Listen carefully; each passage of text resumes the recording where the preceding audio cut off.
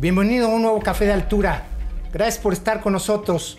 Hoy vamos a hablar sobre los compromisos de México para atender el gran problema global del cambio climático y transitar hacia una economía baja en carbono. En particular, vamos a hablar del significado real, la viabilidad y las implicaciones de estos compromisos.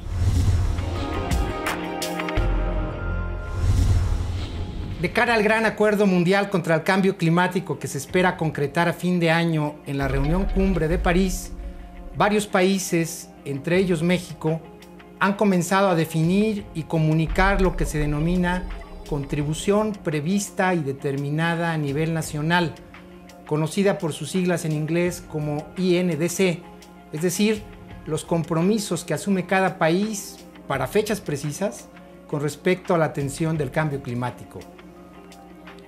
En marzo de este año, el Gobierno de México anunció oficialmente los compromisos contenidos en su INDC, entre los cuales destacan la reducción incondicional para el año 2030 de un 25% de sus emisiones combinadas que contribuyen al cambio climático, lo que se asume que llevaría también a desacoplar estas emisiones del proceso de crecimiento económico del país y disminuir las emisiones en un 40% por cada unidad del Producto Interno Bruto. También se establece una meta de deforestación cero y el fortalecimiento de la capacidad de adaptación al cambio climático, al menos en la mitad de los municipios más vulnerables del país.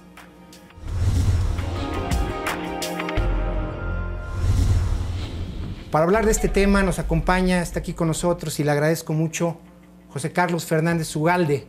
Él es economista ambiental, ha sido funcionario público durante mucho tiempo y actualmente es consultor.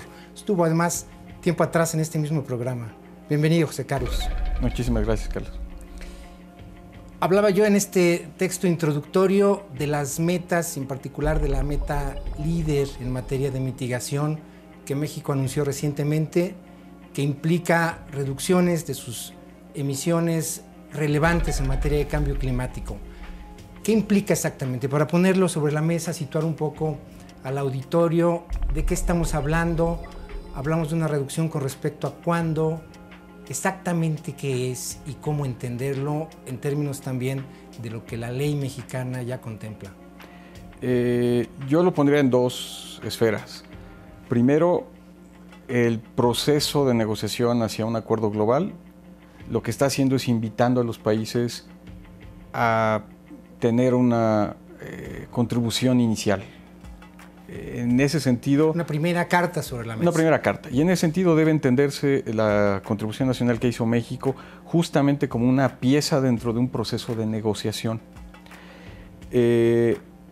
No queda claro que si uno sumara las contribuciones de los países, lleguemos a una meta suficiente como para lograr la meta global que está establecida en los textos negociados hasta ahorita y que está incluso en los acuerdos de Cancún, que habla de tratar de limitar el crecimiento de la temperatura a 2 grados. Eso a lo que va a llevar es que, por un lado, lo que está ahorita sobre la mesa deberá estar sujeto a este proceso de negociación que nos puede llevar a tener que revisarlas,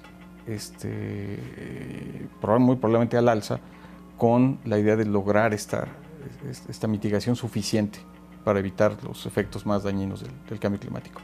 Ahora, sabiendo eso, lo que está ya ahorita en la mesa es una meta relativa, es una contribución relativa que México cuantifica. Y digo relativa porque lo que hace México, a diferencia de metas en otros países, es no decir cuál va a ser su límite de emisiones máximas al 2030, sino establece un porcentaje relativo a lo que esperaría emitir al 2030 si no se actuara hoy. Es decir, a un contrafactual que diría cuánto estaríamos emitiendo si el cambio climático no fuera una prioridad del país. Es decir, con respecto al año de referencia, que entiendo es 2013, un 25% menos en 2030 de lo que se alcanzaría como emisión, como tendencia natural con los escenarios previstos, que supongo incluso también están asumiendo un cierto tipo de crecimiento, un cierto nivel de crecimiento económico. Exacto, exacto.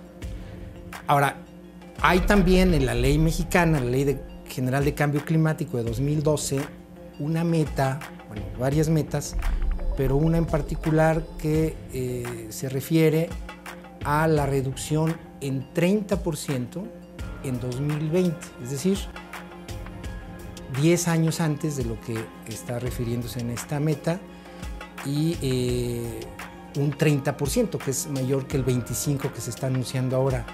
No hay una inconsistencia entre lo que la propia ley mexicana ya tenía previsto y esta, vamos a decirle, como siguiendo lo que tú sugieres, una primera carta de negociación mexicana en la negociación internacional. Yo no diría inconsistencia, pero sí hay una notable desaceleración del ritmo de transformación que se está proponiendo. Y no es inconsistente desde el punto de vista de que la ley misma establece que la meta al 2020 es condicional. Es decir, está condicionada a que haya suficiente apoyo financiero y tecnológico a nivel internacional y que haya incluso un marco global para la mitigación. Es decir, que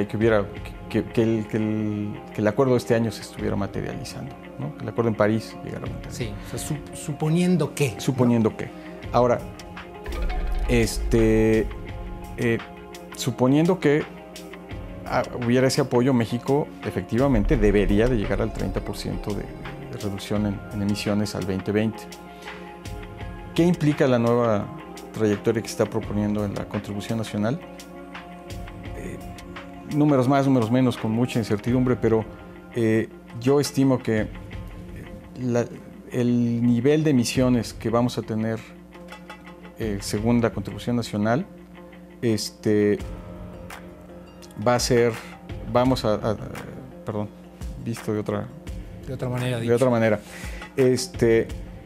Lo que implica la contribución nacional es que las emisiones que quisiéramos tener reduciendo 30% con respecto a la línea de base al 2020, las vamos a tener hasta el 2040.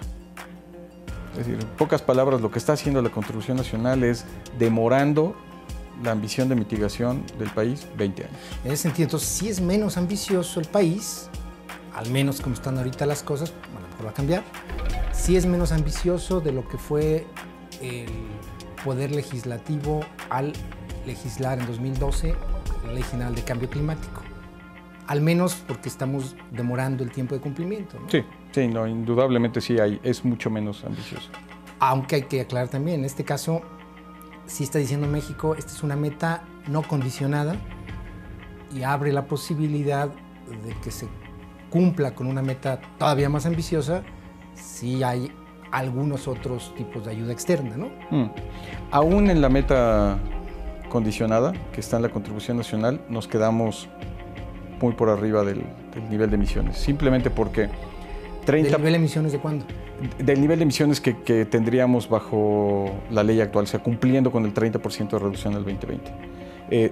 Seguimos emitiendo más en el escenario de la contribución nacional, simplemente porque, a pesar de que en la meta condicionada el porcentaje es mayor, es un porcentaje mayor de una economía que se espera en 10 años sea mucho más grande. Entonces, a todas luces es una cifra menor.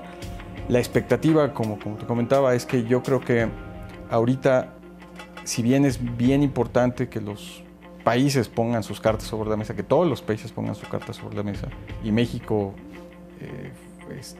hizo bien en mostrar sus cartas de manera temprana. Fue de los primeros países, en realidad. Exacto.